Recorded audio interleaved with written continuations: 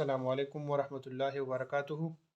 Students, आज है unit number 8 में लेक्चर नंबर 2 और आज के कंटेंट से classification of attributes, contingency table, order of classes and ultimate classes and ultimate class frequency.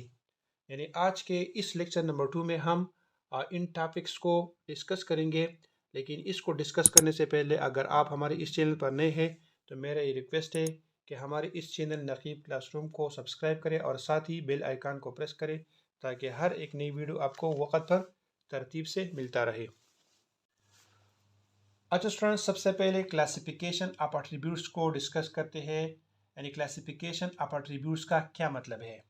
Classification of attributes का मतलब ये है कि एट्रीब्यूट्स को फर्दर हमने कितनी क्लासेस में, कितनी ग्रुप्स में डिवाइड करना है।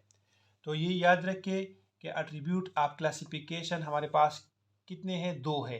एक है वन वे क्लासिफिकेशन और दूसरा है two way classification. One way classification को हम डाइकोटॉमी भी कहते हैं, लेकिन आपने सिंपली वन वे क्लासिफिकेशन और टू वे क्लासिफिकेशन याद रखने हैं। ठीक है। अब वन वे क्लासिफिकेशन क्या है। वन वे क्लासिफिकेशन में हमारे पास एक सिंगल एट्रीब्यूट होगा, इसको हम स्टडी करेंगे। यानी वन वे क्लासिफिकेशन में हमारे पास एक एट्रीब्यूट होगा। ठीक है। और इस एक एट्रीब्यूट को हम फर्दर दो ग्रुप्स में डिवाइड करेंगे। ठीक है। यानी इसका जो डेटा होता है उस डेटा को हमने फर्दर दो ग्रुप्स में डिवाइड करेंगे। तो इस सारे अमल को हम वन वे क्लासिफिकेशन कहते हैं। इसको हम एक ट्री डायग्राम यानी एक एग्जाम्पल से समझते हैं। लेट्स सपोज हमारे पास रिलीजन है। रिलीजन क्या है, ये एक एट्रीब्यूट है। ठीक है। और इस एक एट्रीब्यूट को हमने फर्दर टू ग्रुप्स में डिवाइड करना है। एक हमारे पास होता है मुस्लिम और दूसरा होता है नॉन मुस्लिम। मुस्लिम को हम ए से डिनोट करते हैं और नॉन मुस्लिम को हम अल्फा से डिनोट करते हैं। ठीक है, समझ में गई। तो इसको हम क्या कहते हैं, इसको हम वन वे क्लासिफिकेशन कहते हैं। और यहाँ पर हमने कहा कि हमारे पास जो डेटा होता है उस डेटा को हमने फर्दर दो ग्रुप्स में डिवाइड करना है। तो जो डेटा होता है वो हम यहाँ पर लिखते हैं पेरेंथेसिस में। जो लिखते हैं इसका मतलब यह है कि इसकी फ्रीक्वेंसी। ठीक है। यानी मुस्लिम कितने हैं और नॉन मुस्लिम कितने हैं, इसकी फ्रीक्वेंसी हमने यहाँ पर लिखनी है। ठीक है, समझ में गई। तो ये हमारे पास क्या है, ये वन वे क्लासिफिकेशन का एक एग्जाम्पल है। समझ में गई। अच्छा, अब टू वे क्लासिफिकेशन क्या है। टू वे क्लासिफिकेशन में हमारे पास दो एट्रीब्यूट्स होंगे, उस दो एट्रीब्यूट्स को हम स्टडी करेंगे। ठीक है। और उस दो एट्रीब्यूट्स को हमने फर्दर फोर ग्रुप्स में डिवाइड करना होता है। ठीक है। यानी जो डेटा हमारे पास होता है दो एट्रीब्यूट्स का, उस डेटा को हमने फर्दर फोर ग्रुप्स में डिवाइड करना होता है। तो इस अमल को हम टू वे क्लासिफिकेशन कहते हैं। अब हम इसको एक एग्जांपल के थ्रू समझते हैं। लेट्स सपोज हमारे पास एक एट्रीब्यूट है रिलीजन। ठीक है। और दूसरा एट्रीब्यूट हमारे पास क्या है, जेंडर है। तो सबसे पहले हम रिलीजन को दो ग्रुप्स में डिवाइड करते हैं, एक है मुस्लिम और दूसरा है नॉन मुस्लिम। मुस्लिम को हम ए से डिनोट करते हैं और नॉन मुस्लिम को हम अल्फा से डिनोट करते हैं। ठीक है। अब हम जेंडर वाइज इसको डिवाइड करते हैं। मुस्लिम और नॉन मुस्लिम को हम जेंडर वाइज डिवाइड करते हैं। तो जेंडर क्या है, ये एक और एट्रीब्यूट है, ये दूसरा एट्रीब्यूट है। ठीक है। एक रिलीजन है और दूसरा जेंडर है। तो अब हम इस मुस्लिम को जेंडर में डिवाइड करते हैं। तो मुस्लिम को जब हम जेंडर में डिवाइड करते हैं तो हमारे पास आता है बी और बीटा। बी का मतलब है मेल और बीटा का मतलब है फीमेल। इसी तरह नॉन मुस्लिम को हम दो ग्रुप्स में डिवाइड करते हैं, बी और बीटा, यानी मेल एंड फीमेल। ठीक है। तो अब हमारे पास फोर पॉसिबल ग्रुप्स ये आते हैं। एक है ए बी। ठीक है। दूसरा है ए बीटा, तीसरा है अल्फा बी और चौथा है अल्फा एंड बीटा। ठीक है। तो ये फोर ग्रुप्स हमारे पास आ गए। और यहाँ पर हमने ये कह दिया कि हमारे पास दो एट्रीब्यूट्स होंगे। तो ये एक एट्रीब्यूट हमारे पास रिलीजन हो गया और दूसरा हमारे पास जेंडर हो गया। और इन एट्रीब्यूट्स के जितनी भी डेटा है इसको हमने फोर ग्रुप्स में डिवाइड करना होता है। तो ये हमारे पास क्या आ गए, फोर ग्रुप्स आ गए। तो इसको हम क्या कहते हैं, इसको हम टू वे क्लासिफिकेशन कहते हैं। समझ में आ गई। अच्छा स्टूडेंट्स, अब है कंटिंजेंसी टेबल। कंटिंजेंसी टेबल क्या है? Attributes are classified into rows and columns. यानी जब हम अट्रीब्यूट्स को इस तरह रोज और कॉलम्स में क्लासिफाई करें, डिवाइड करें कि इससे हमारे पास एक टेबल फॉर्म आ जाए, तो इसको हम क्या कहते हैं? Contingency table. ठीक है। अब कंटिंजेंसी टेबल मुख्तलिफ होते हैं। इसमें हमारे पास 2 अट्रीब्यूट्स भी होते हैं, 3 अट्रीब्यूट्स भी होते हैं, 4 अट्रीब्यूट्स भी होते हैं एंड सो ऑन। ठीक है।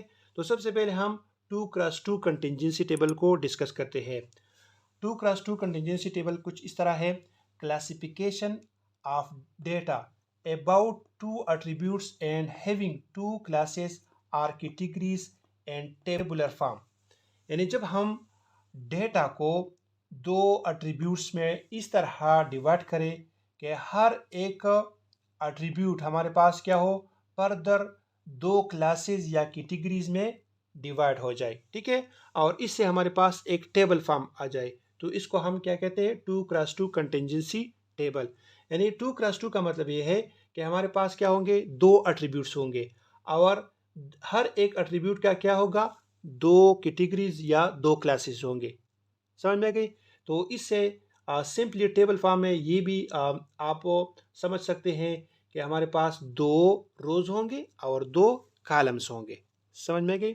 ये हमारे पास क्या है? ये हमारे पास 2x2 कंटिंजेंसी टेबल है, क्योंकि इसमें हमारे पास 2 रोज है और 2 क्या है? कॉलम्स है। तो इसलिए हम इसको 2x2 कंटिंजेंसी टेबल कहते हैं। यानी हमने एक एट्रीब्यूट को 2 क्लासेस में डिवाइड किया है, लेट्स सपोज ए और अल्फा, और इसी तरह दूसरी एट्रीब्यूट को हमने बी और बीटा 2 क्लासेस या 2 कैटेगरी में डिवाइड किया है। ठीक है। अब इस कंटिंजेंसी टेबल को हम थोड़ा सा समझते हैं। ये हमारे पास क्या है? ये ए बी, यानी ए और बी, यानी ए और बी का जो कंबाइंड वैल्यू होती है वो हमारे पास क्या आती है? A B. और इसको जब जब पेरेंथेसिस में लिखते हैं तो इसका मतलब ये है कि ए बी की जो वैल्यू होती है यहाँ पर हम लिखेंगे, ए बीटा की वैल्यू जो होती है यहाँ पर हम उसको लिखेंगे। ठीक है।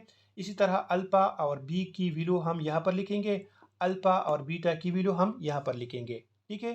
अब हम इस तरह जब इसको टोटल करते हैं तो ये हमारे पास क्या आ जाएगा? रो टोटल, क्योंकि रो वाइज इसको हम टोटल करते हैं। तो रो वाइज जब हम इसको टोटल करते हैं तो की वैल्यू और इसकी वैल्यू, इसको जब हम ऐड करते हैं तो इससे हमारे पास क्या आती है? इस ए का टोटल आता है। ठीक है।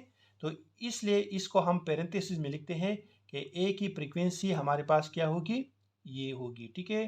जो जब हम इन दोनों को ऐड करते हैं, इसी तरह जब हम इन दोनों को ऐड करते हैं तो इससे हमारे पास अल्फा यानी इस कैटेगरी की टोटल आती है, इसकी फ्रीक्वेंसी आती है। ठीक है। और इसी तरह इन दोनों को जब हम ऐड करते हैं तो इससे हमारे पास टोटल आता है। ठीक है। इसी तरह जब हम इन दोनों को ऐड करते हैं तो ये हमारे पास क्या आ जाएगा? Column wise total. तो इससे हमारे पास इस कैटेगरी या इस क्लास का टोटल आ जाएगा। इसी तरह इन दोनों को जब हम ऐड करते हैं तो इस कैटेगरी या इस क्लास का ये टोटल आ जाएगा। और फिर इन दोनों को जब हम ऐड करते हैं तो इसे हमारे पास n आएगा। तो ये याद रखें कि जब हम रो वाइज या कॉलम वाइज ऐड करते हैं तो दोनों से वैल्यू क्या आएगी? सेम आएगी। इन दोनों को ऐड करके और इन दोनों को ऐड करके दोनों से वैल्यू क्या आएगी? यहाँ पर जो वैल्यू है, जो टोटल आएगी, वो दोनों से इक्वल आएगा। ठीक है। समझ में आ गई। अच्छा स्टूडेंट्स, अब नेक्स्ट है order of classes. The number of attributes present in class. यानी हमारे पास एक क्लास है और उस क्लास में जितनी भी एट्रीब्यूट्स है, उस एट्रीब्यूट्स की तादाद को हम क्या कहते हैं? ऑर्डर ऑफ क्लास कहते हैं। फॉर एग्जांपल हमारे पास एक एट्रीब्यूट है, लेट्स सपोज वो ए है या बी है, तो उसको हम क्या कहते हैं? उसको हम फर्स्ट ऑर्डर क्लास कहते हैं। ठीक है। लेट्स सपोज हमारे पास 2 एट्रीब्यूट्स है, ए बी है। ठीक है। तो उस क्लास को हम क्या कहते हैं? Second order class. Let's suppose हमारे पास 3 एट्रीब्यूट्स है, ए बी सी, तो उस क्लास को हम क्या कहते हैं? Third order class. ठीक है। समझ में आ गई। तो ये था ऑर्डर ऑफ द क्लास या ऑर्डर ऑफ क्लासेस।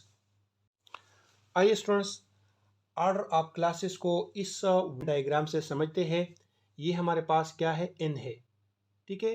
तो यहाँ पर कोई एट्रीब्यूट नहीं है, तो इसलिए इसको हम क्या कहते हैं, क्लास ऑफ नो ऑर्डर, क्योंकि यहाँ पर कोई एट्रीब्यूट नहीं है।